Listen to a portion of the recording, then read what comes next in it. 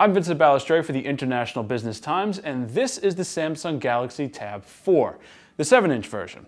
Now at a base price of $200, it's part of Samsung's cheap tablet line. But is it worth your attention? As always, let's judge the Galaxy Tab 4 by its cover. Now if I didn't know better, I would have sworn that this was the new Galaxy Mega.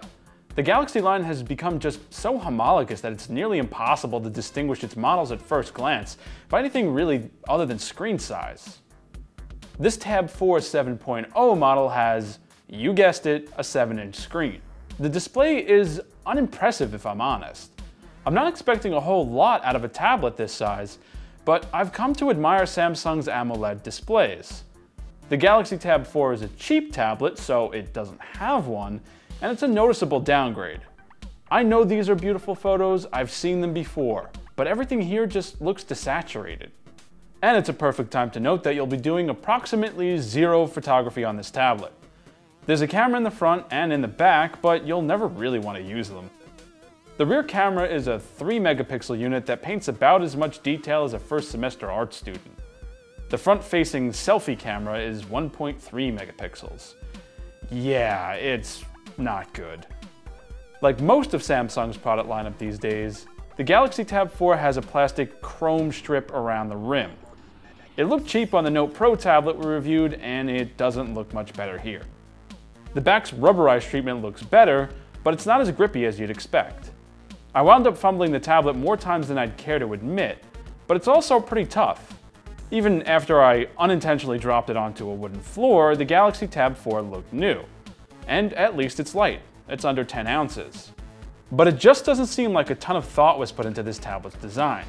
When you lay it on a flat surface, it wobbles because the camera lens's lip is ever so slightly protruding from the case.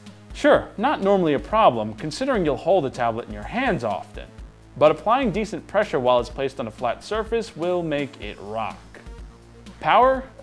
This doesn't have much of it. 1.5 gigs of RAM, why not just use 2? And a 1.2 gigahertz processor. There's noticeable lag just doing mundane stuff like opening folders. And intensive gaming? Yeah, no. Not that there's much space for games. You get 8 gigs in total. Yeah, there's a micro SD slot for expanded memory capacity, but Samsung says that it's capped at 32 gigs. It's an odd number to cap storage at when there are tablets in the class that offer 64 gigs of base internal memory. The battery life is commendable though. It took a full 10 hours of usage to deplete the battery with the screen's brightness on high.